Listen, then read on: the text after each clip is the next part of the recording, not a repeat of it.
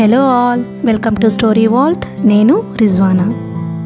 రోజా మీద వెండి కంచాలు దొంగతనం చేశావు అని నింద వేసి వేణుగోపాలరావు గారి దగ్గరకు రానియకుండా చేస్తారు లావణ్య మరియు మిస్ జోషి.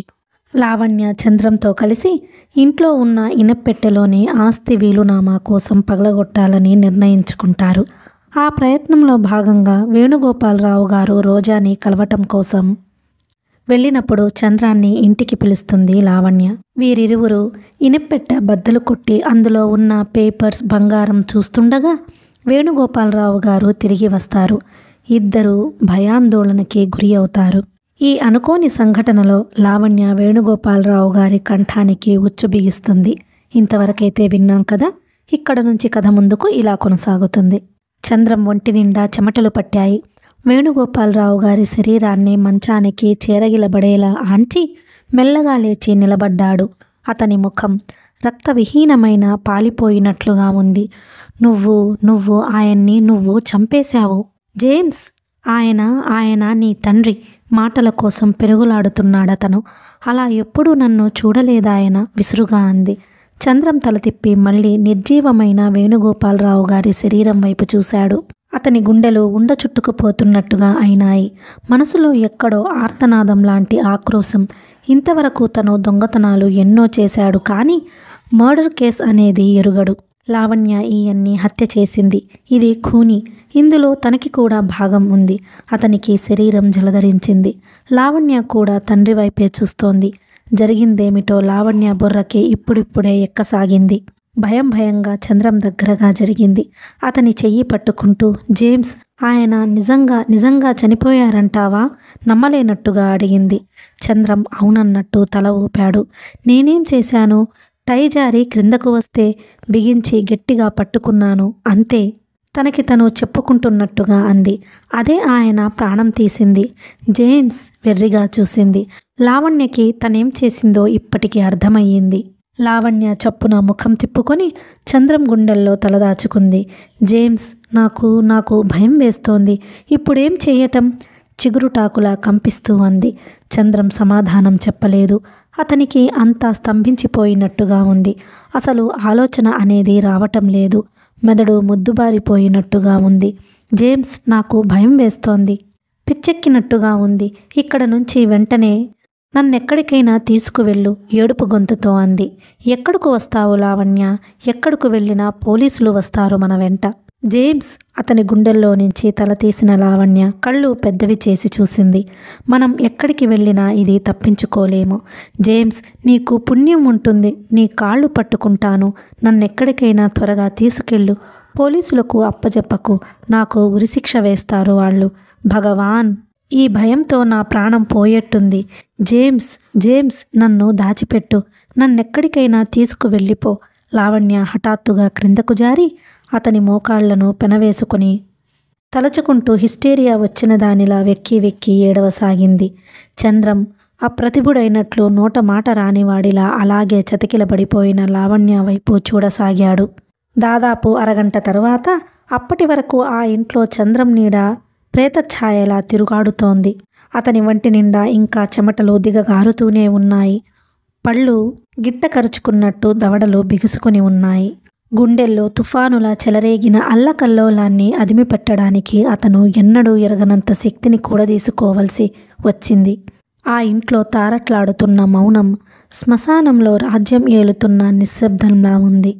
ఆ ఇంట్లో కొద్దిసేపటి క్రితం హఠాత్తుగా ప్రవేశించిన మృత్యువు అతని ప్రతి కదలికను జాగ్రత్తగా పరిశీలిస్తున్నదేమోనే అనే విపరీతమైన ఊహ అతని గుండెలు వణికేలా చేస్తోంది. తన కాళ్ళకి చుట్టేసుకుని పిచ్చిదానిలా తల కొట్టుకుంటూ ఏడుస్తున్న లావణ్యను బలవంతంగా లేవదీసి తీసుకువచ్చి డైనింగ్ టేబుల్ దగ్గర కుర్చీలో కూర్చోబెట్టాడు. లావణ్య ఇంకా దుఃఖం ఆగని దానిలా పమిట చెంగు నోటికి అడ్డం పెట్టుకుని ఏడుస్తూనే ఉంది. ఇంట్లో ఏదైనా పెట్టె ఖాళీగా ఉందా లావణ్య? బొంగురుపోయిన కంఠంతో అడిగాడు చంద్రం. ఉంది, నా గదిలో బీరువా మీద, ఏడుస్తూనే జవాబు ఇచ్చింది. అతను ఏం అడిగాడో, తను ఏం జవాబు చెప్పిందో లావణ్యకి బొత్తిగా స్పృహ లేదు. తండ్రి తన చేతుల్లో చనిపోయాడనే భయంకరమైన సత్యం లావణ్య కళ్ళ ముందు ఇంకా పెనుభూతంలా కనిపిస్తూనే ఉంది. కన్న తండ్రి స్వయంగా తన చేతులతో ఇంత ఘోరం ఎక్కడైనా ఉంటుందా? లావణ్య శరీరం కంపించిపోతున్నట్టుగా మాటిమాటికి జలధరించసాగింది. చంద్రం లావణ్య గదిలోకి వెళ్ళాడు. గోద్రేజ్ బీరువా మీద చిన్న లెదర్ సూట్ కేస్ ఖాళీగా కనిపించింది. చంద్రం దాన్ని తీసుకొని వేణుగోపాలరావు గారి గదిలోకి వచ్చాడు. ఇనప్పెట్టె దగ్గరకు వెళ్ళి కొద్దిగా తెరిచినట్టున్న నగలు అరని యువతలకి లాగాడు. దగదగలాడుతూ మెరుస్తూ రకరకాలుగా ఉన్న ఆ నగలు క్షణంసేపు అతని కంటికి తన భవిష్యత్తుని కాటేయబోతున్న భయంకరమైన త్రాచుల్లా, వాటి పిల్లల్లా మెలికలు తిరుగుతూ కదలాడుతున్నట్టు కనిపించాయి. ఇక్కడికి తను వచ్చిన ఉద్దేశం వేరు, జరిగిన సంఘటన వేరు. చంద్రం మనసులో కలుగుతున్న సంకోచం అంతా వదిలించుకొని ఆ నగలన్నీ పెట్టెలో సర్ది మూత వేశాడు. తర్వాత ఒక నిమిషం ఈ గదిని ఏ స్థితిలో వదిలి వెళితే బాగుంటుంది అన్న ఆలోచనతో గదంతా కళ్ళతో కలియజూస్తూ క్రింద పెదవి కొరుకుతూ నిలబడ్డాడు. అతని దృష్టి మంచం ప్రక్కన మూటలా ఒరిగిపోయిన వేణుగోపాలరావు గారి మీద నిలిచింది. 5 నిమిషాలు కనుబొమలు ముడిచి దీర్ఘంగా ఆలోచించాడు. ఆ తర్వాత వేణుగోపాలరావు దగ్గరకు వచ్చాడు. ఆయన్ని లేవనెత్తి మంచం మీద పడుకోబెట్టాడు. అటూ ఇటూ అస్తవ్యస్తంగా పడినట్టున్న చేతులు గుండెల మీదకి వచ్చేట్టు సరిచేశాడు.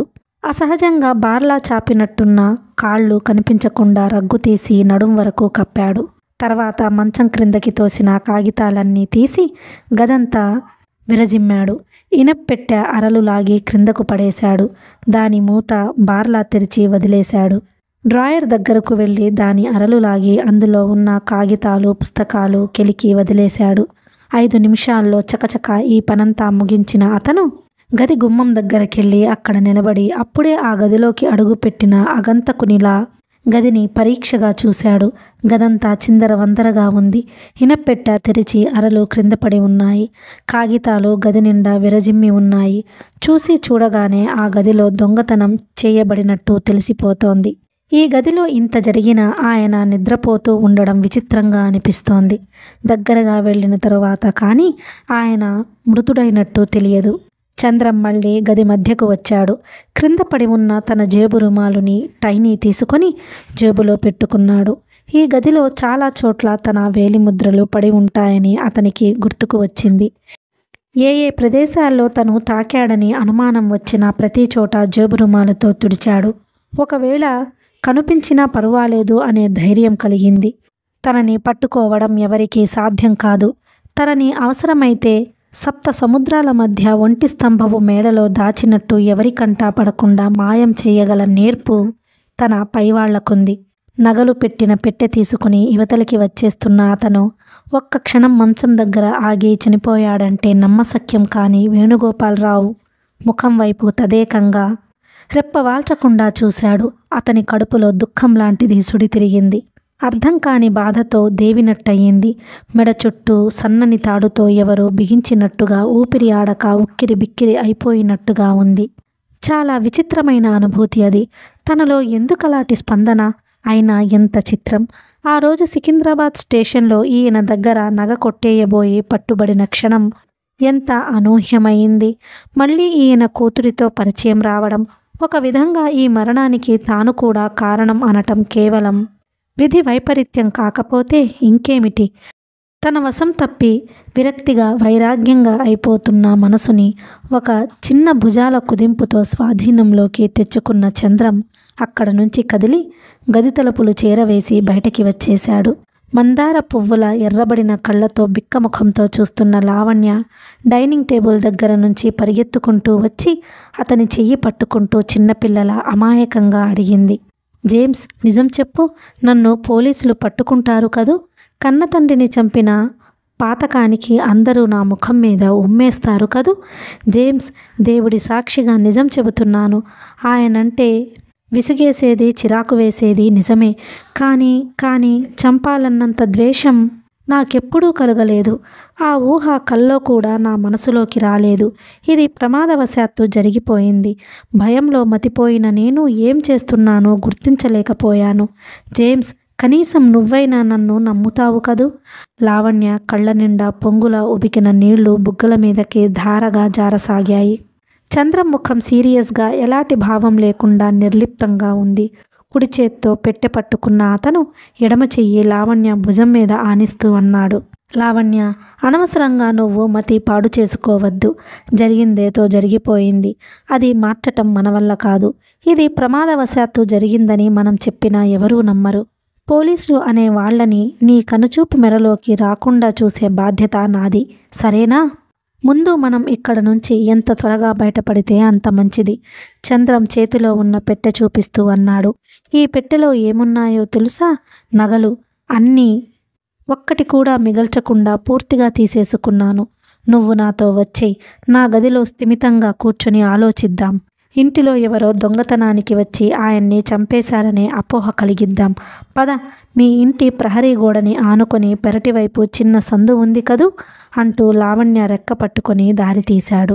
అదే ఇంకో సమయంలో అయితే ఎన్నడూ మా ఇంటికి రానివాడివి నీకు మా పెరటి గోడ వైపు చిన్న సందు ఉందని ఎలా తెలుసు అంటూ ఆశ్చర్యపోయి ఉండేది. కానీ ప్రస్తుతం చావు బ్రతుకుల సమస్యలాంటి ప్రమాదంలో ఉన్న లావణ్యకి ఆ సంగతి గుర్తు రాలేదు.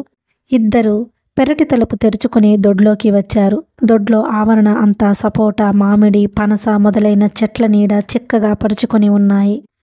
ప్రహరీ గోడ దగ్గరికి రాగానే చంద్రం హఠాత్తుగా అప్పుడే ఏదో గుర్తొచ్చిన వాడిలా ఆగిపోయాడు. లావణ్య, ఉండు, నువ్వు ఇక్కడ నిలబడు, నేనిప్పుడే వస్తాను. వీధి తలుపు గడియ తీసేసి ముందు హాల్లో లైట్ వేసేసి వస్తాను. మనం వెళ్ళిన తరువాత ఈ ఇంటిలో ఎవరు అడుగు పెడతారో వాళ్ళ చావు మూడుతుంది అంటూ పెట్టె లావణ్య చేతికి ఇచ్చి సమాధానం కోసం చూడకుండా పరుగులాటి నడకతో వెళ్ళిపోయాడు. లావణ్య స్థాణువులా నిలబడింది. ఈ పరిస్థితుల్లో అతని వెంట ఇలా పారిపోవటమే ఉత్తమంగా అనిపిస్తోంది. తన జీవితంలో ఇంత భయంకరమైన మలుపులున్నాయని తెలిస్తే ఎప్పుడో ముక్కు మూసుకొని ఈ కాస్తా ప్రాణం వదిలేసి ఉండేది. తండ్రి గుర్తుకు రాగానే లావణ్య శరీరం మరోసారి జలధరించింది. చంద్రం తిరిగి వచ్చాడు. లావణ్య పెట్టె అతని చేతికి ఇస్తూ హఠాత్తుగా స్పృహ వచ్చిన దానిలా అంది. జేమ్స్, ఒక్క నిమిషం ఉండు, నేను కూడా ఇప్పుడే వస్తాను. నా గదిలో బీరువాలో నగలున్నాయి, అవి కూడా తెచ్చేస్తాను. త్వరగా రావాలి సుమా, హెచ్చరించాడు. ఒక్క నిమిషంలో వచ్చేస్తాను. లావణ్య వెళ్ళబోయింది. జేమ్స్ ఆపుతూ అన్నాడు. అయితే చూడు, నేను ముందు వెళ్ళి వీధి చివర నా కోసం వెయిట్ చేస్తున్న ట్యాక్సీని ఈ సందు చివరికి తెచ్చి ఆపుతాను. నువ్వు త్వరగా వచ్చేయి. వీలైతే ఆ చీర మార్చి నల్ల రంగు చీర ఏదైనా ఉంటే కట్టుకో. అంతా నిమిషాల మీద జరగాలి. లావణ్య అలాగేనన్నట్లు తల ఊపింది. చంద్రం గోడ ఎక్కాడు. అటువైపు దిగబోయే ముందు వెనక్కు తిరిగి మళ్ళీ అడిగాడు. నేను వెళ్ళగానే మళ్ళీ ఏడుస్తూ కూర్చోవుగా? నువ్వు రావడం ఆలస్యం అయితే నేను మళ్ళీ తిరిగి రావాల్సి వస్తుంది. అవసరం లేదు, నేనే వచ్చేస్తాను. అప్పుడప్పుడే కాస్త తేరుకుంటున్న లావణ్య దృఢంగా అంది. చంద్రం ఒక్కసారి చుట్టూ కలియజూసి మెల్లగా అవతలి వైపుకి జారాడు. Thank God. ఆ వైపు వరుస అందరి ఇళ్ళకి పెరటి వైపు గోడ ఉంది. అన్ని ఇళ్లల్లోనూ ఎత్తైన చెట్లు ఉన్నాయి. చంద్రం దట్టంగా ఉన్న చెట్ల నీడల్లో నుంచి జారిపోతూ వెళ్ళిపోతున్నట్టుగా నడవసాగాడు. ఈ శాంతిపురం పూర్వం ఒక పెద్ద తోటగా ఉండేది. దానికి యజమాని అయిన ముస్లిం యువతి పాకిస్తాన్ వెళ్ళి అక్కడ స్థిరపడడానికి నిర్ణయించుకొని ఇక్కడ ఉన్న ఇల్లు, తోట అమ్మకానికి పెట్టింది. ఆవిడ లాయర్. తోటని తోటగా అమ్మే కంటే ప్లాట్స్గా విభజించి ఇళ్ల స్థలాలుగా అమ్మితే చాలా లాభం వస్తుందని సలహా ఇచ్చాడు. తోటని ప్లాట్స్గా విభజించారు. ఇదంతా అమ్మేస్తున్నారని తెలిసిన ఆ తోటమాలి ఆ తోటని ఆశ్రయించుకొని బ్రతుకుతున్న మరో 2-3 కుటుంబాలు కలిసి వచ్చి తాము పుట్టినప్పటి నుంచి ఈ గడ్డ మీద బ్రతికామని, తమ కుటుంబాలని మాత్రం వెళ్ళగొట్టి నిరాశ్రయుల్ని చెయ్యొద్దని గోల పెడుతూ ఆవిడ కాళ్ల మీద పడ్డారు. సహజంగా దయార్ద్ర హృదయ అయిన ఆవిడ వాళ్ళకి ఒక వారాగా ఇళ్ల స్థలం కేటాయించి మిగతాది అమ్మింది. తర్వాత అక్కడ చాలా మంచి భవనాలు వెళ్ళబరుస్తున్నట్టుండే ఆ ఇళ్ల మధ్య ఇలాంటి పూరి గుడిసెలు ఉండడం ఎవరికీ నచ్చలేదు. ఆ పూరిపాక వాళ్లను అక్కడ నుంచి లేవగొట్టాలని ఎంతగానో ప్రయత్నించారు. కానీ ఎవరికీ సాధ్యం కాలేదు. ఆ గుడిసెల్లో ఉన్నవాళ్ళు అప్పుడప్పుడు ఏ రోడ్డు కూలీగానో కాంట్రాక్టుగా పని దొరికినప్పుడు కుటుంబాలతో వెళ్ళిపోయి 2 వారాల తర్వాత ఇళ్ళకి తిరిగి వస్తూ ఉంటారు. అందువల్లే ప్రస్తుతం ఆ ఇళ్లల్లో ఎవరూ లేరు. చంద్రం ఆ గుడిసెల మధ్య నుంచి మెయిన్ రోడ్డు మీదకి వచ్చాడు. సింగ్ వెయిట్ చేస్తున్న ట్యాక్సీ దూరంగా నిలబడి ఉంది. ట్యాక్సీ అపరిచిత ప్రయాణికుడిలా కేక పెట్టాడు. సింగ్ తిరిగి చూశాడు. చంద్రం చేయి ఊపాడు. సింగ్ ట్యాక్సీని మెల్లగా బ్యాక్ చేసుకుంటూ చంద్రం దగ్గరకు తీసుకువచ్చి ఆపాడు. చంద్రం చప్పున లోపలికి ఎక్కాడు. సింగ్ వెంటనే కార్ స్టార్ట్ చేయబోయాడు. సింగ్, మనం ఒక 10 నిమిషాలు వెయిట్ చెయ్యాలి. Yes sir. సింగ్ డోరు తెరిచి క్రిందకి దిగాడు. ట్యాక్సీ ముందుకు వచ్చి బోనెట్ ఎత్తి లోపల ఏదో చెడిపోయినట్టు దాన్ని బాగు చేయసాగాడు. వీధిలో వాళ్ళెవరైనా చూస్తే రోడ్డు మీద వెడుతున్న ట్యాక్సీ ఆగిపోయినట్టుగా, డ్రైవర్ రిపేర్ చేస్తున్నట్టుగా కనిపిస్తోంది. చంద్రం తల తిప్పి గుడిసెల వైపు చూశాడు. లావణ్య ఇంకా రావటం లేదు. చేతి గడియారం చూసుకున్నాడు. తను వచ్చి 3 నిమిషాలు అయ్యింది. తను వచ్చిన సందువైపు అసహనంగా, ఆదుర్దగా లావణ్య రాక కోసం ఎదురు చూడసాగాడు. లావణ్య గబగబా లోపలికి వచ్చింది. బీరువాలో నుంచి నల్లటి చీర, జాకెట్ తీసి ధరించింది. నగలన్నీ తీసి బ్యాగ్లో వేసుకుంది. ఆఖరిసారి అన్నట్టు ఆ గదంతా కలయజూసింది. లావణ్యకి పెద్ద పెట్టున ఏడుపు ముంచుకు వచ్చేస్తోంది. అయిపోయింది. ఈ ఇంటికి తనకి రుణం తీరిపోయింది. పొంగులా ఉబికి రాబోతున్న దుఃఖాన్ని ఎలాగో బిగబట్టుకున్న లావణ్య లైట్ తీసివేసి తలుపు మూసేసి ఇవతలికి వస్తోంది. ఇంతలో క్రింద నుంచి రాధా అన్న పిలుపు వినిపించింది. వచ్చిన వ్యక్తి ఇంకెవరు కాకుండా రోజా కావటంతో లావణ్యకి కాస్త ప్రాణం తిరిగి వచ్చినట్టయింది. రోజా అయితే భయపడాల్సింది అంతగా ఏమీ లేదు. అయినా సమయం కాని సమయంలో రోజా రావటం ఎంత విచిత్రం. రోజా రాధా కోసం 2 మార్లు పిలిచి అలవాటుగా దగ్గరగా వేసి ఉన్న వేణుగోపాలరావు గారి గది తలుపులు తెరిచి లోపలికి వెళ్ళింది. లావణ్య 2 చేతులు కర్టెన్ గుడ్డని బిగుసుకుపోయినంత గట్టిగా పట్టుకున్నాయి. ఊపిరి బిగబట్టి నాలిక తడారిపోతుండగా ఒళ్ళంతా చెవులు చేసుకొని వేచి చూడసాగింది. 2 నిమిషాలు గడిచినాయి. రోజా కివ్వుమన్న అరుపు నిశ్శబ్దాన్ని చీల్చుకుంటూ ఇల్లంతా ప్రతిధ్వనించింది. ఆ అరుపు వినగానే లావణ్యకి పోతున్న ప్రాణం తిరిగి వచ్చినట్టుగా అయ్యింది. కర్టెన్ వదిలి గబగబా 2 మెట్లు ఒక అంగ చొప్పున ఉరుకుతూ దిగి వేటగాడిని చూసిన లేడిపిల్లల బరిగెత్తుతూ దొడ్లోకి వచ్చేసింది. ఇంకో 4 అడుగులు పరిగెత్తితే ఊపిరి అందక స్పృహ తప్పి పడిపోతానేమోననే భయపడిన లావణ్య ఆయాసం తీర్చుకోవడం కోసం గుండెల మీద చేయి వేసి రాచుకుంటూ 2 నిమిషాలు తప్పనిసరిగా ఆగింది. 1 నిమిషం ఊపిరి తీసుకోవటానికి నిలబడిన లావణ్యకి 1000 ఆలోచనలు ఒక్కసారిగా చుట్టుముట్టినాయి. ఇంతమంది ఉండగా ఈ సమయంలో ఈ రోజాయే రావటం ఎంత అద్భుతం. మనం వెళ్ళిన తరువాత ఈ ఇంటిలో ఎవరు అడుగు పెడతారో వాళ్ళ చావు మూడుతుంది. జేమ్స్ మాటలు లావణ్య చెవుల్లో వెంటనే ప్రతిధ్వనించసాగినాయి. లావణ్య మెదడు చురుగ్గా పనిచేయసాగింది. పట్టు తప్పిపోతున్న నరాలు తిరిగి స్వాధీనంలోకి వచ్చినట్టు అయినాయి. తనెందుకు పారిపోవాలి? పారిపోతే ఒరిగేదేముంది?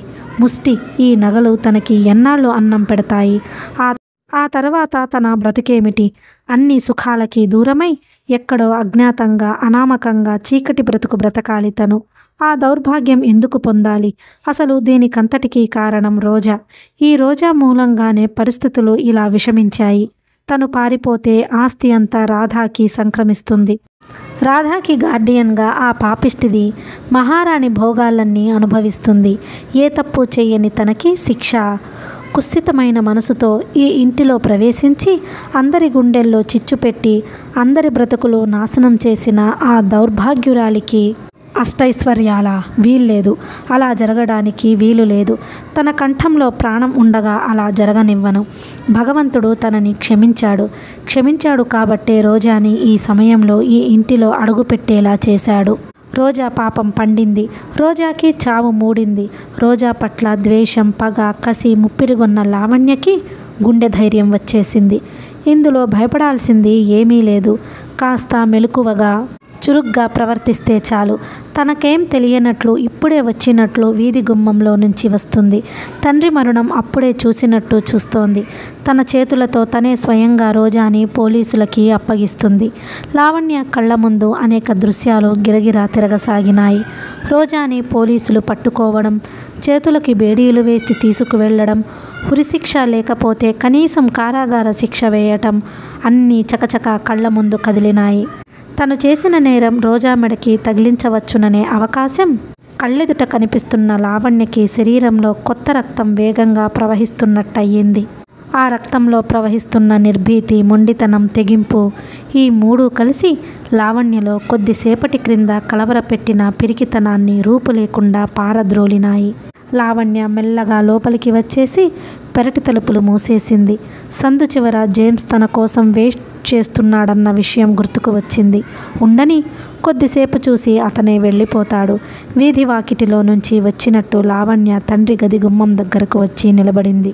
గదిలో అయోమయంగా పిచ్చిదానిలా ఆయన కాళ్ళు చేతులు కదుపుతూ ఆయనలో ఇంకేం మూలానైనా కాస్త కొన ఊపిరి అయినా ఉందేమోనని వెర్రిదానిలా చూస్తున్న రోజా అడుగుల చప్పుడు వినగానే తలెత్తి చూసింది. గుమ్మంలో లావణ్య కనిపించగానే లావణ్య, నాన్నగారు అంటూ ఏడుస్తూ వచ్చి చిన్నపిల్లల లావణ్యని హత్తుకుని పోయింది. ఒక్క క్షణం లావణ్య అప్రయత్నంగా రోజాని గుండెలకి అదుముకుంది. దుఃఖపు తెర గొంతులోకి తన్నుకు వచ్చేసింది. కానీ అంతలోనే తమాయించుకుంది. రోజాని ఒక్క తోపుతో విసురుగా అవతలికి నెట్టింది. తండ్రి మంచం దగ్గరకు వెళ్ళి ఆయన్ని చూసింది. ఎలాంటి చలనం లేకుండా నిశ్చలంగా కొయ్యలా ఉన్న శరీరం చూడగానే లావణ్య వెన్నెముక జలధరించింది. క్రింద పడిన కాగితాలని, తెరిచి ఉన్న ఇనప్పెట్టెని అప్పుడే చూసినంత విచిత్రంగా చూసింది. భయం నటించింది, ఆదుర్దా ప్రకటించింది. వెంటనే రెండు చేతులు గుండెల మీద పెట్టుకుంటూ, అమ్మో, నగలు దొంగతనం, ఖూనీ అంది బిగ్గరగా. రోజా లావణ్య దగ్గరికి పరిగెత్తుకు వచ్చింది. అవును లావణ్య, ఎవరో ఈ ఇంటికి దొంగతనానికి వచ్చారు. వాళ్లే నాన్నగారిని ఏదో చేశారు. లావణ్య రోజాకి అభిముఖంగా తిరిగింది. అంబు మొనలాంటి చూపులతో చూస్తూ రెండు చేతులు చాచి కంఠం గట్టిగా పట్టుకుంటూ, నువ్వే నువ్వే నువ్వే ఇదంతా చేశావు. ఈ ప్లాన్ మనసులో పెట్టుకునే మా ఇంటిలో పని మనిషిగా చేరావు. రాక్షసి, మేం ఎవరం ఇంట్లో లేక నీకిది మంచి అవకాశంగా కనిపించింది. దొంగతనం చేసి ఆయన్ని చంపి మెల్లగా జారుకుందామని చూశావు. నీ అదృష్టం బద్దలయ్యింది. సమయానికి నేను వచ్చాను. రోజా బలంగా పెనుగులాడి ఎలాగో అతి కష్టం మీద లావణ్య చేతులు విదిలించేసింది. లావణ్య, నీకు మతిపోయింది. నాకేం తెలియదు. నేనిప్పుడే వచ్చాను. నేను వచ్చేసరికి ఇలా ఉంది. రోజా వారిస్తున్నట్టుగా, భయపడుతున్నట్టుగా, ప్రతిమిలాడుతున్నట్టుగా అంది. లావణ్య వినిపించుకోలేదు. రోజా చేతులు పట్టుకుని ఏడవసాగింది. రోజా లావణ్య చేతులు వదిలించుకోవడానికి పెనుగులాడింది. కానీ సాధ్యం కాలేదు. లావణ్య చేతులకి పిచ్చి బలం వచ్చేసింది. రోజాని తోస్తూ, ఈడుస్తూ, లాగుతూ తండ్రి గది బయటకి లాక్కు వచ్చింది. లావణ్య, నా మాట విను, నువ్వు పొరబడుతున్నావు. రోజా లావణ్య చేతులు వదిలించుకోవడానికి విశ్వ ప్రయత్నం చేస్తూ అంది. లావణ్య వినిపించుకోలేదు.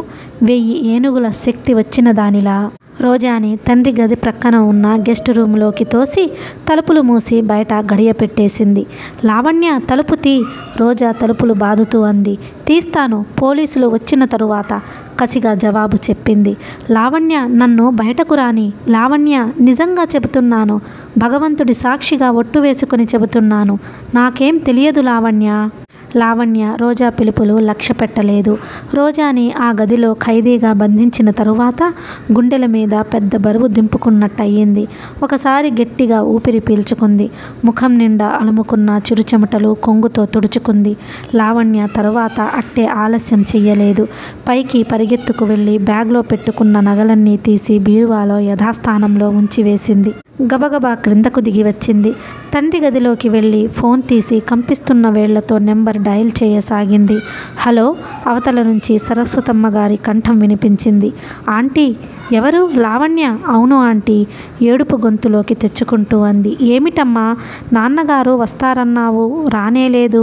అవును ఆంటీ, మీ దగ్గరికి వస్తానని బయలుదేరి మానేశారు. ఇంట్లోనే ఉండిపోయారు. నేను పార్కుకి వెళ్ళాను ఆంటీ. నేను తిరిగి వచ్చేసరికి లావణ్య ఒక్కసారి బావురుమంది. లావణ్య, ఏమిటది? ఏమయ్యింది? కంగారుగా అడిగింది ఆవిడ. ఆంటీ, నాన్నగారు. లావణ్య ఏడుస్తూ మాటలని మళ్ళీ మింగేసింది. నాన్నగారు? ఏమిటమ్మా, ఏమయ్యింది? నిన్నేమైనా అన్నారా? గుండెల్లో మళ్ళీ నొప్పి వచ్చిందా ఆయనకి? లేదు ఆంటీ, ఆయన పోయారు. ఏమిటి? అయ్యో రామా, ఉండు ఒక్క నిమిషం, మీ బాబాయిని పిలుస్తాను అని ఆవిడ. ఇదిగో ఏమండి, కొంప మునిగింది. చప్పున ఇలా రండి అంటూ అరవటం వినిపించింది. లావణ్య పమిట కొంగు తీసి అందులోకి గట్టిగా చీదింది.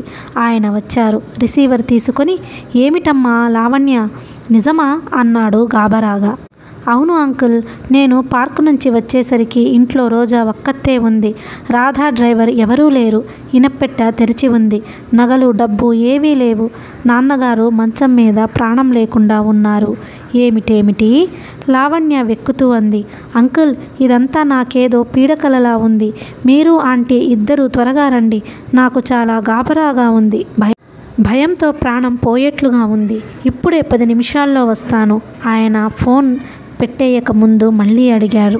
లావణ్య, ఇంకెవరికైనా ఫోన్ చేశావా? లేదు, మొదట మీకే చేశాను. మొట్టమొదట నాకు మీరే గుర్తుకు వచ్చారు. సరేలే, మంచి పని చేశావు. ఇప్పుడే వస్తాం. మేము వచ్చే వరకు నువ్వు అక్కడ ఏ వస్తువులు ముట్టుకోకు. అట్లాగే అంకుల్, ఎంతో నమ్రతగా చెప్పింది లావణ్య. లావణ్య గదిలో నుంచి బయటకి వచ్చింది. రోజాని బంధించిన గదిలో నుంచి ఎలాంటి శబ్దమూ లేదు. సరస్వతమ్మ గారు ఆయన రాగానే ఏ విధంగా చెప్పాలో లావణ్య పాఠం వల్లించుకోసాగింది. 1కి 10 సార్లు మననం చేసుకుంది. 15 నిమిషాలు 15 యుగాల్లా గడిచినాయి. లావణ్య వీధి తలుపు తీసి పైకి బెడ్రూంలోకి పరిగెత్తి అక్కడ చీకటిలో నిలబడి సరస్వతమ్మ గారి కారు కోసం ఎదురు చూడసాగింది. 2 కార్లు ఇంకెవరెవరివో ఇంటి ముందు నుంచి దాటిపోయినాయి. లావణ్యకి ఈ సస్పెన్స్ భరించలేనట్లుగా భయంకరంగా, ఆ ఎదురు చూడటం నరాలు కోస్తున్నంత యాతనగా ఉంది. ఒక కారు వచ్చింది. లావణ్య ఆశగా చూసింది.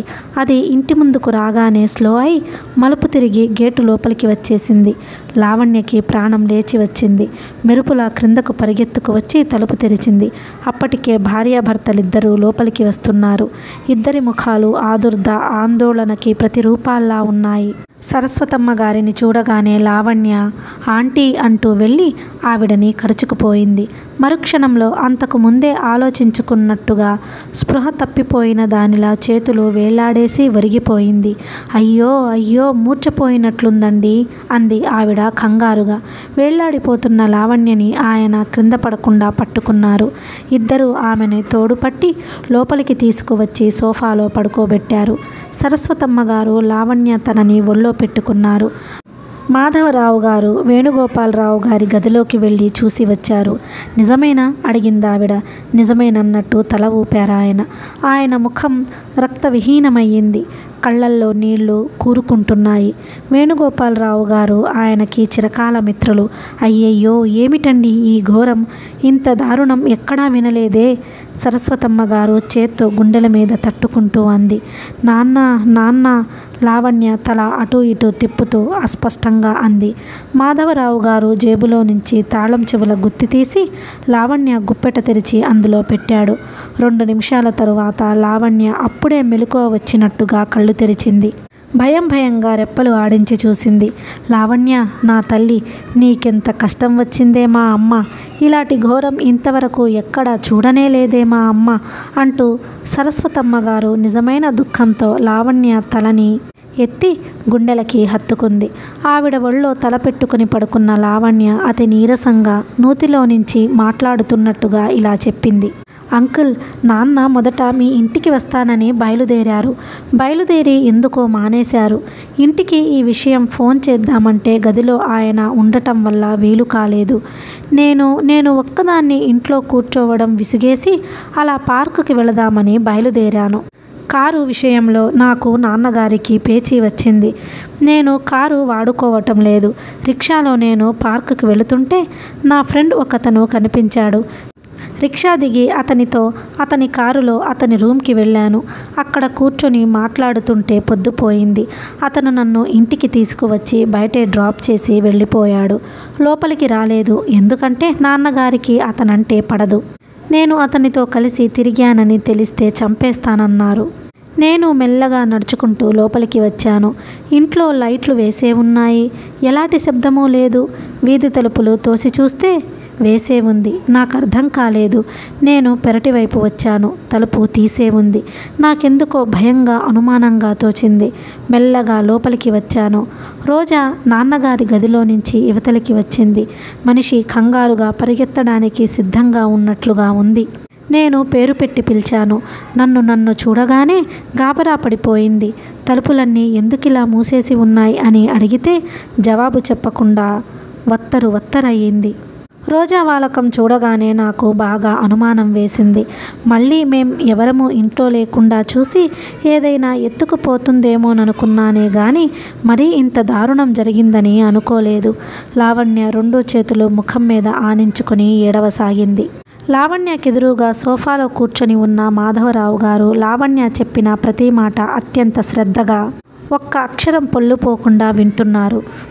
తర్వాత ఏమయ్యింది అన్నారు ఆదుర్దగా. తర్వాత నేను రోజా చెయ్యి పట్టుకున్నాను. ఎందుకిలా దొంగలా నక్కి వెడుతున్నావని నిలవేశాను. రోజా సమాధానం చెప్పలేదు. నా చేతిలో చెయ్యి విడిపించుకోవాలని పెనుగులాడింది. నేను చెయ్యి వదలకుండా నాన్నగారి దగ్గరకు ఈడ్చుకు వచ్చాను. ఆయన్ని అడిగి విషయం ఏమిటో తెలుసుకుందామనుకున్నాను. గదిలో అడుగు పెట్టేసరికి నా మతి పోయింది. ఇనప్పెట్టె తెరిచి ఉంది. కాగితాలు క్రింద పడేసి ఉన్నాయి. నాన్నగారు మంచం మీద నిద్రపోతున్నారు. ఇక్కడ ఇంత జరిగిన ఆయన ఎలా నిద్రపోతున్నారా అని ఆశ్చర్యపడ్డాను. దగ్గరికి పోయి చూసేసరికి నాకు భయం వేసింది. నా గుండె లాగిపోయినాయి. ఈ లోపల రోజా నా చెయ్యి విడిపించుకొని పరిగెత్తింది. నాకేమయ్యిందో తెలియదు, కానీ ఆ అమ్మాయి వెంటపడ్డాను. చీర కొంగు అందింది. అది దొరకబుచ్చుకున్నాను. ఇద్దరం అదుగో అక్కడ పెనుగులాడాం. రోజా నా కంఠం పిసకబోయింది. ఎలాగో తప్పించుకున్నాను. నాకు భయంతో పిచ్చి బలం వచ్చేసింది. రోజాని కొట్టి ఆ గదిలోకి తోసి తలుపులు గడియ పెట్టాను. నగలు పోవటం, నాన్నగారు చనిపోవటం ఇదంతా నాకింకా పీడ కలలా ఉంది. అంకుల్, ఇది అబద్ధం అని చెప్పండి. నాకు మెలకువ తెప్పించండి. మీకు పుణ్యం ఉంటుంది బాబూరు మంది. ఏమిటి? ఇప్పుడు ఆ అమ్మాయి ఆ గదిలో ఉందన్నమాట. సరస్వతమ్మ గారు ఆ గదివైపు చూస్తూ విస్తుపోయినట్టుగా అడిగింది. ఏది? ఎలాంటి శబ్దం లేదే. ఆయన లేచి ఆ గదివైపు వెళ్ళబోయారు. ఏమండి, మీరు ఆగండి. అలా వెళ్ళి తలుపు తెరిచి వస్తారా? దాని చేతుల్లోకి కత్తి ఉందో పిస్టల్ ఉందో వీళ్ళు అన్నీ దగ్గర పెట్టుకునే వస్తారు. ఆగండి, మీరు తలుపులు తెరవకండి.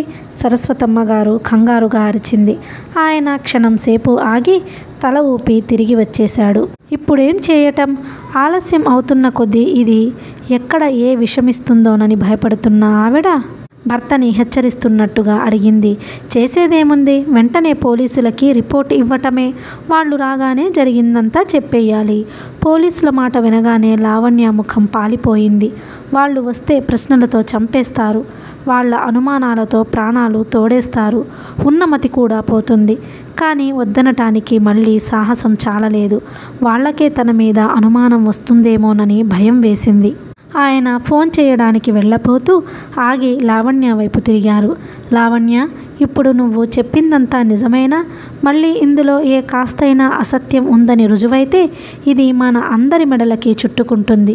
లేదు అంకుల్, అంతా నిజమే చెప్పాను హీనస్వరంతో అంది లావణ్య.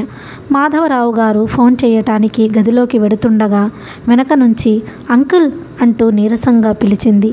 ఏమిటి? ఆయన వెనక్కు తిరిగారు. ఇలా రండి. ఆయన దగ్గరగా వచ్చాడు. ఆయన వైపు దీనంగా చూస్తూ బేలగా అంది లావణ్య. అంకుల్, మీరు నా తండ్రి లాంటి వారు. ఈ సమయంలో అబద్ధం చెప్పటం మంచిది కాదు. నేను ఫ్రెండ్ అని చెప్పానే, అతన్ని గురించి బయటకి చెప్పటానికి వీలు లేదు. మేమిద్దరం మళ్ళీ కలుసుకున్నాం అని తెలిస్తే అతని భార్య చాలా గొడవ చేస్తోంది. నాతో మళ్ళీ మాట్లాడితే చెల్లెలి చేత డైవర్స్ ఇప్పిస్తానని ఆవిడ అన్నగారు అప్పుడే అన్నారు. ఆయనంటే అతనికి చాలా భయం. ఒకవేళ మీరెవరైనా అతన్ని రుజువు కోసం అడిగితే నేను అతని దగ్గరకు రాలేదని బుకాయిస్తాడేమో. నా కోసం అనవసరంగా అతని కుటుంబం విచ్చిత్తి చేసుకోడు. భగవాన్, నేను వెళ్ళక ఈరోజే అతని దగ్గరకు వెళ్ళాలా? ఎంత దురదృష్టం. లావణ్య సరస్వతమ్మ గారి 2 చేతులు పట్టుకుంది. ఆంటీ, ఇవి చేతులు కావు, కాళ్ళనుకోండి. నాకేం తోచటం లేదు. పోలీసులు వస్తే భయంతో ఒకదానికొకటి చెబుతానేమో. వాళ్ళు నన్ను అనుమానించరు కదా. మా నాన్నకి నాకు మధ్యనున్న మనస్పర్ధలు ఊరంతా తెలుసు. ఇదంతా నా మూలంగానే జరిగిందని అనుకోరు కదా. అసలు ఇలా నా మీదుగానే పోతుందని ఆ రాక్షసి ఇలా తెగించిందేమో. ఆంటీ, మీకు పుణ్యం ఉంటుంది. నేను చెయ్యని తప్పు నా మెడకి చుట్టనివ్వకండి. నాకు అమ్మైనా నాన్నైనా మీరే. ఈ గొడవలలో నుంచి నన్ను బయటికి లాగే భారం మీదే. లావణ్య ఏడుస్తూ ఆవిడ గుండెలకి కరుచుకుపోయింది. లావణ్య చెప్పిన ఈ మాటలు వినగానే భార్యాభర్తలు ఇద్దరు ముఖాలు చూసుకున్నారు.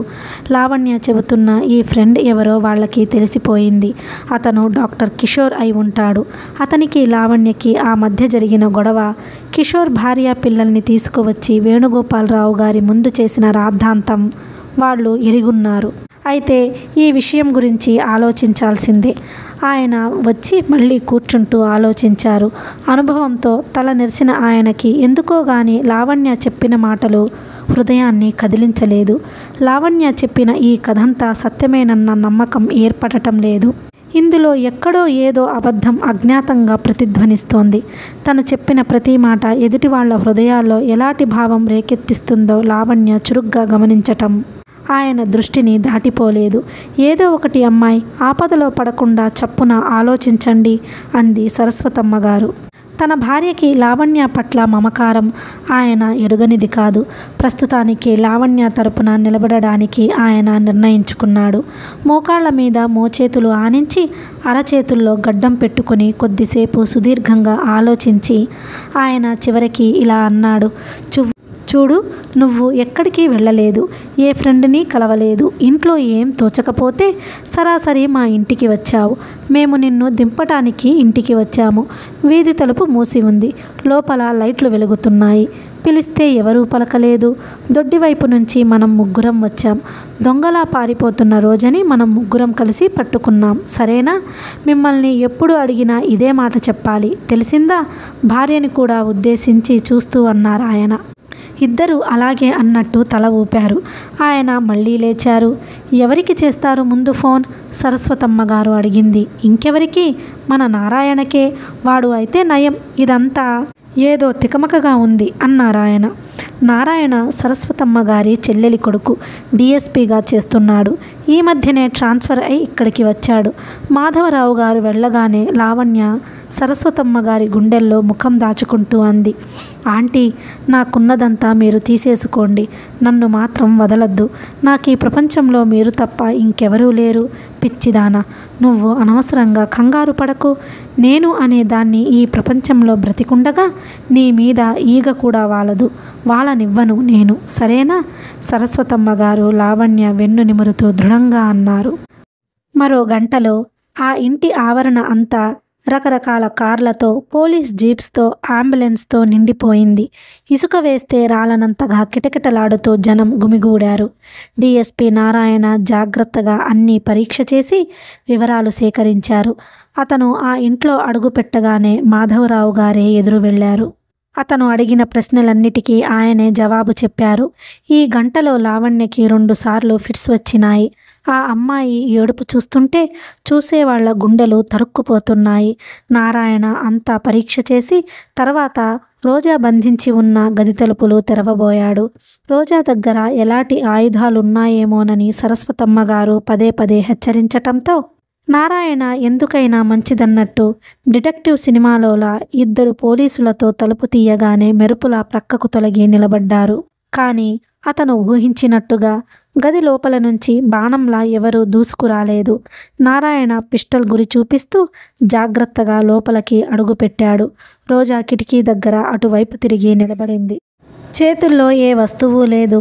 ఆ అమ్మాయి నిలబడిన తీరు నటనో యథార్థమో అర్థం కాని నారాయణ పిస్టల్ చూపిస్తూనే హ్యాండ్సప్ అన్నాడు.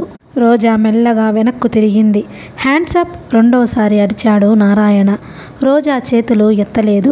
ఎంతసేపటి నుంచే ఆ తలుపు తెరవటం కోసమే ఎదురు చూస్తున్న దానిలా మెల్లగా గుమ్మం వైపు నడవసాగింది. ఆగు, గర్జించినట్టుగా అన్నాడు నారాయణ. రోజా ఆగలేదు. అతని మాటలు చెవుల్లో పడనట్టే వెళ్ళసాగింది. నారాయణ పోలీసులకు సైగ చేశాడు. పోలీసులిద్దరూ దగ్గరగా వెళ్ళారు. ఒకతను రోజా చేతులు పట్టుకొని బేడీలు తగిలించాడు. రోజా కదలలేదు, వ్యతిరేకించలేదు, ఎదురు తిరగలేదు. నారాయణ రోజా దగ్గరగా వచ్చాడు. మీరు ఈ ఇంటికి ఎన్నింటికి వచ్చారో చెప్పగలరా అన్నాడు. గుర్తులేదు, నెమ్మదిగా అంది రోజా. మీరు వచ్చేసరికి ఆయన ఏం చేస్తున్నారు? గుర్తులేదు. మీరు వచ్చేసరికి ఇంటిలో ఎవరెవరున్నారు? రోజా ఆగింది.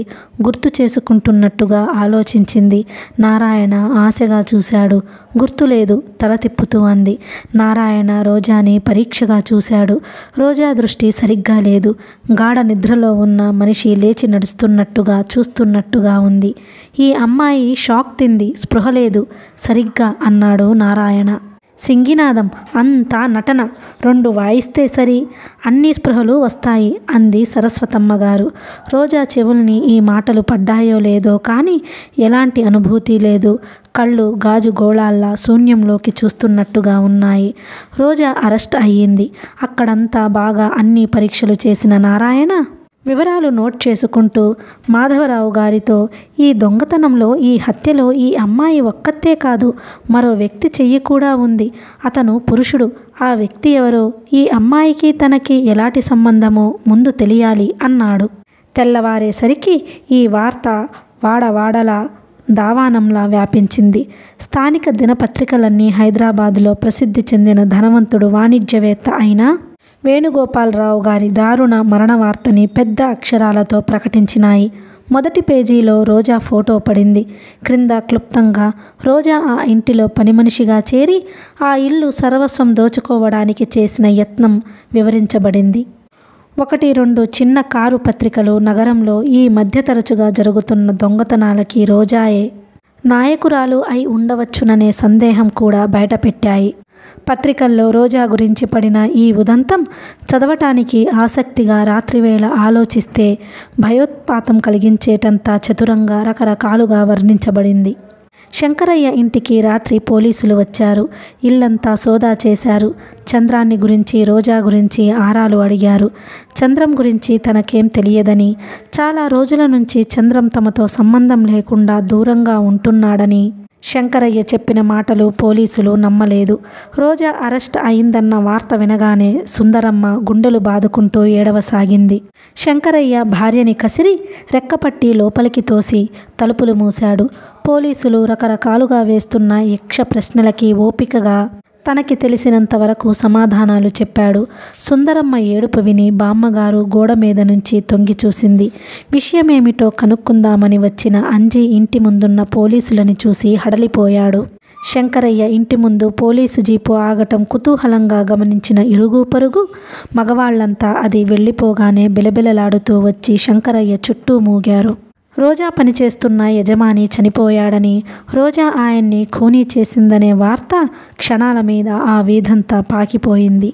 ఆ వీధి మొత్తం మీద ఎంతో చిన్నదైన ఈ ఇంటిలో నుంచి అప్పుడప్పుడు ఇలా బాంబు పేలినట్టు ఏదో ఒకటి విచిత్రమైన వార్త బయటికి రావడం, తర్వాత రోజుల తరబడి దాన్ని గురించి చిత్ర విచిత్రంగా కథలు చెప్పుకోవడం వాళ్ళందరికీ అలవాటే. కానీ ఇప్పుడు వినిపించిన ఈ అత్యంత అద్భుతమైన వార్తలాంటిది ఇంతకు మునుపు ఎప్పుడూ వినలేదు. భేష్, తమ్ముడి కంటే అక్క 2 ఆకులు ఎక్కువే చదివింది. తమ్ముడు దొంగతనాలు చేస్తే అక్కగారు ఏకంగా హత్యలే ప్రారంభించింది అని ఒకరు, అసలు ఇలాంటి వాళ్ళని మన వీధిలోనే ఉండనివ్వకూడదు అంటూ మరొకరు వ్యాఖ్యానాలు ప్రారంభించారు. అలా గాలి తిరుగుళ్ళు తిరిగే ఆడపిల్ల ఎక్కడో అక్కడ పుటుక్కున తెగిన గాలిపటంలా నేల మీద కూల మానదు. వదిలింది రోగం. ఎంత పొగరు! అసలు కన్ను మిన్ను కనిపించేదా? మీనాక్షమ్మ లాంటి వాళ్ళు కసిగా అనుకున్నారు. శంకరయ్య రోజాని చూడడానికి వెళ్ళాడు. అసలేం జరిగిందో చెప్పమ్మా అంటూ బ్రతిమాలాడు. నాకు గుర్తులేదు, నాకసలు గుర్తులేదు. నిద్రలో లేచి మాట్లాడుతున్న మనిషిలా అయోమయంగా చూస్తున్న రోజా తల అడ్డంగా తిప్పింది. దాదాపు అరగంట సేపు అక్కడున్న శంకరయ్య రోజా చేత అంతకంటే ఏం చెప్పించలేకపోయాడు. శంకరయ్యకి పిచ్చి పట్టినట్టుగా ఉంది. ఆయనకు పరపతి లేదు. పరపతి ఉన్న వాళ్ళని కనుక్కోగల డబ్బు లేదు. ఆయనకి ప్రాణం కంటే ఎక్కువైన మేనకోడలు ఆపదలో చిక్కుకుంది. రోజా ఖూనీ చెయ్యటమా? ఇంటిలో ఉన్న ఎలుకలతో బుద్ధింకలతో పడలేక ప్రాణం విసిగి సుందరమ్మ చీపురు కట్టతో వాటిని చావబాదుతుంటే ఆగత్తయ్యా, పాపం, చంపకు, అలా పుట్టడం వాటి నేరం కాదుగా అంటూ మేనత్తని యువతలికి లాగి వాటిని జాగ్రత్తగా పట్టుకుని వీధి చివర ఉన్న చెత్త కుండీలో భద్రంగా వదిలేసి వచ్చే రోజా ఒక నిండు మనిషి ప్రాణాలు నిలువున తీయటమా? అసంభవం, పూర్తిగా అసంభవం. ఎవరో జాగ్రత్తగా వలపన్ని రోజాని ఈ ప్రమాదంలో ఇరికించారు. ఇందులో నుంచి ఎలాంటి అపాయం కలగకుండా రోజాని యువతలకి తీయాలి. కానీ ఎలా? ఎవరు తనకి అండ? శంకరయ్య తిరిగి ఇంటికి చేరుకునేసరికి రాత్రి 2 గంటలయ్యింది. ఆయనకి తెలిసిన లాయర్ ఒక ఆయన ఉన్నాడు. ఆయన సలహా అడుగుదామని వెళ్ళాడు. తీరా వెళితే ఆ తెలిసిన ఆయన ఊళ్ళో లేడు. శంకరయ్య కాళ్ళీడ్చుకుంటున్నట్టుగా నిస్సత్తువగా ఇంటికి తిరిగి వచ్చాడు. సుందరమ్మ తలుపు వేసుకుని లోపల నిద్రపోతోంది. 1-2 సార్లు తలుపు తట్టి సుందరం అంటూ పేరు పెట్టి పిలిచాడు. ఆవిడ పలుకలేదు. శంకరయ్య నిట్టూర్పు విడుస్తూ వచ్చి వరండా అరుగు మీద కూర్చున్నాడు. సుందరమ్మ ఒక విధంగా చాలా అదృష్టవంతురాలు. చీకటి పడితే ఎలాంటి బాధలైనా వేదనలైనా దూరంగా పారిపోతాయి. హాయిగా నిద్ర పట్టేస్తోంది. వరండాలో స్తంభానికి తల ఆంచి చేరగిలబడి కూర్చున్న శంకరయ్యకి కళ్ళెదుట కటకటాల వెనుక ప్రాణం లేని బొమ్మల నిర్జీవమైన చూపులతో కూర్చుని ఉన్న రోజా ముఖం కదులాడింది. రోజా ముఖం గుర్తుకు రాగానే ఆయన గుండెలు పిండినట్టవుతోంది. శంకరయ్యకి ఏనాడూ లేంది ఈరోజు తన మీద తనకే అంతులేని కోపం రాసాగింది. చంద్రం, రోజా ఇద్దరూ రత్నాల్లాంటి పిల్లలు. చిన్నప్పుడు తండ్రి స్వార్థానికి, పెద్దయిన తరువాత తన సోమరిపోత్తనానికి వాళ్ళ భవిష్యత్తు బలి అయిపోయినాయి. రోజా, చంద్రం ఇలా అయిపోవటానికి కేవలం తన అసమర్థతే కారణం. ఏనాడైనా పట్టుమని 10 రూపాయలు సంపాదించటానికి తాపత్రయపడేవాడా తను? రోజా ఈ ఉద్యోగంలో చేరటానికి కారణం తను కదూ. సావిత్రికి మొదటి నుంచి ఇష్టమే లేదు. చెల్లెలు గుర్తుకు వచ్చేసరికి ఆయన కళ్ళల్లో నీళ్లు తిరిగాయి. అదృష్టవంతురాలివే సావిత్రి. ఈ క్షోభంతా ఇంకా ముందు ఉండబట్టే భగవంతుడు నీ మీద దయతలిచి నిన్ను తీసుకోపోయాడేమో అనుకోసాగాడు. తెల్లవారేసరికి ఉదయం విమానంలో విజయ్ హైదరాబాద్కు వచ్చేశాడు. రాత్రి గోపాలం ట్రంక్ కాల్ చేసి వేణుగోపాలరావు గారిని ఖూనీ చేశారని, రోజా అరెస్ట్ అయిందని చెబుతుంటే అతని గుండె ఆగినంత పనైంది. బొంబాయి వచ్చినప్పటి నుంచి హైదరాబాద్ వీలైనంత తొందరలో తిరిగి వెళ్ళిపోవాలని త్వరపడుతున్న అతను ఒక్క క్షణం కూడా విశ్రాంతి తీసుకోకుండా వచ్చిన పని చూస్తూనే ఉన్నాడు. పని దాదాపు పూర్తి కావచ్చింది. రేపు సాయంత్రం కానీ ఎల్లుండి ఉదయం కానీ బయలుదేరుదామని అనుకుంటున్నాడు. ఈరోజు సాయంత్రం అంత పనిలోనూ కాస్త వీలు చిక్కించుకొని బజారు వెళ్ళాడు. అతను ఏ ఊరు వెళ్ళినా అక్కడ నుంచి రాధాకి, లావణ్యకి ఏదో ఒకటి బహుమతులు తెస్తూ ఉండడం అలవాటు. ఈసారి కూడా వాటి కోసం వెళ్ళాడు. రాధకి కీ ఇస్తే డాన్స్ చేసే పిల్లి బొమ్మ ఒకటి కొన్నాడు. లావణ్యకి మంచి డిజైన్స్తో బాంబే డైయింగ్ చీరలు 2, వాటికి మ్యాచ్ అయ్యే బ్లౌజెస్ పీసెస్ తీసుకున్నాడు. వేణుగోపాలరావు గారికి హౌ టు లివ్ పీస్ఫుల్లీ, ప్రశాంతంగా జీవించటం ఎలా అనే పుస్తకం కొన్నాడు. వీటితో పాటు రోజాకి కూడా ఏదైనా తీసుకోవాలని అతనికి ఎంతగానో అనిపించింది. కానీ ఏది కొనాలో తెలియలేదు. ఏది ఎన్నిక చేయబోయినా అది బాగా లేనట్టు, ఏదో లోపంగా ఉన్నట్టు, కంటికి ఇంపుగా లేనట్టు అనిపించేది. చివరికి వెతికి నిర్మల్ పెయింటింగ్లో కృష్ణుడి కోసం ఎదురు చూస్తున్న రాధా చిత్రాన్ని కొన్నాడు.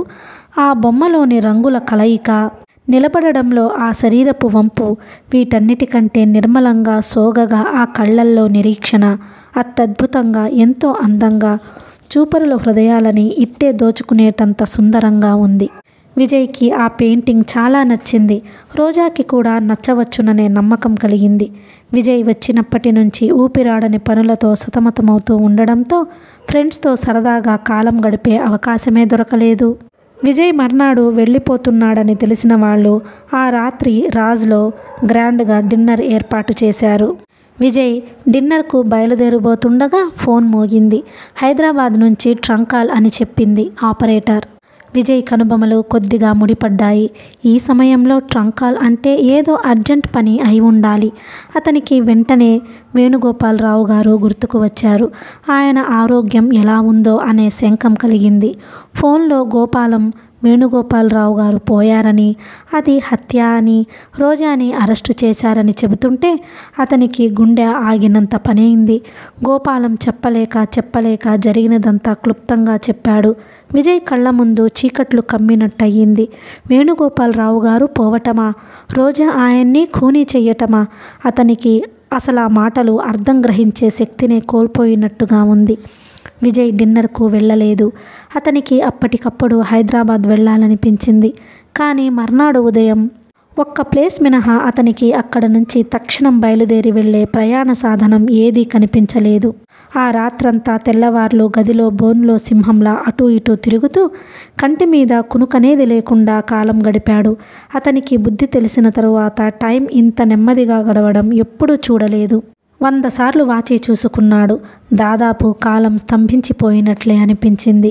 హైదరాబాద్ ఎయిర్పోర్ట్లో అతను అడుగుపెట్టగానే గోపాలం ఎదురొచ్చాడు. జరిగిన సంగతంతా మరోసారి క్లుప్తంగా విజయ్కి వివరించాడు. ఎయిర్పోర్ట్ బుక్ స్టాల్లో ఉన్న అన్ని పేపర్లోనూ మొదటి పేజీలో రోజా ఫోటో ఉంది. విజయ్ పేపర్ తీసుకుని చూశాడు. రోజా ఫోటోని చూసి దాని క్రింద ఉన్న కథ చదువుతుంటే అతని గుండె నీళ్లు కారిపోసాగింది. డిఎస్పి నారాయణ కూడా ఇంచుమించు గోపాలం చెప్పిన విషయమే చెప్పాడు. డ్రైవర్ చెప్పిన సాక్ష్యం బట్టి రోజా ఆ ఇంటికి రానని తిరస్కరించింది. తిరస్కరించిన మనిషి మళ్ళీ ఎందుకు వచ్చినట్టు? ఏది ఏమైనా ఈ కేసులో ఒక్కత్తి కాదు, వెనుక అండగా ఇంకెవరో ఉన్నారు. ఆ వ్యక్తి పురుషుడు, మామూలు మగవాడు కూడా కాదు. ఇనప్పెట్టెలు బద్దలు కొట్టడంలో ఆరితేరిన చతురుడు. అక్కడక్కడ దొరికిన వేళ్ల గుర్తులని పరీక్షకి పంపారు. ఆ రిపోర్టు కోసం చూస్తున్నారు. ఆ వేలిముద్రల రిపోర్టు మీద రోజాకి ఈ ఖూనీలో భాగం ఉందా లేదా అన్న విషయం కొంతైనా బోధపడుతుంది. విజయ్ నిట్టూర్పు విడిచాడు. అతనికి అంతా అయోమయంగా ఉంది. రోజా హత్య చేసి ఉండదు అనే దృఢమైన నమ్మకం అతని మనసులో బలంగా ఉంది. కానీ సాక్ష్యం అంతా రోజాకి వ్యతిరేకంగా కనిపిస్తోంది. వెళ్ళటానికి లేస్తూ ఇంతకీ శవం ఎక్కడా? పోస్ట్ మార్టంకి పంపారా అని అడిగాడు. శవమా? ఏ శవం? టేబుల్ మీద తన ముందున్న ముఖ్యమైన అర్జెంట్ కాగితాలని పరిశీలిస్తున్న నారాయణ నుదురు చిట్లిస్తూ అడిగాడు. ఏ శవం? ఆయనదే. ఎవరు? వేణుగోపాలరావు గారి సంగతా నువ్వు అడిగేది? ఆయన పోలేదు, గట్టిపిండం. పోయాడనే అనుకున్నాం, కానీ ఊపిరి తిరిగి వచ్చింది. డాక్టర్లు దాన్ని గట్టిగా పట్టుకున్నారు. మా అందరికీ సంజాయిషి చెప్పమని నోటీసులు అందాయి. విజయ్ నోరు తెరిచినట్టు చూశాడు. అతని ముఖంలోకి ఒక్కసారిగా రక్తం పొంగి వచ్చింది. Is it? మరి మీ పేపర్లు? సంభ్రమాశ్చర్యాలతో గుండెలు కంపిస్తున్న అతను ఆ తరువాత మాటలు రానట్టు ఆగిపోయాడు. ఏం చేస్తాం? ఇందులో ఆ పేపర్ల వాళ్ళ తప్పేం లేదు.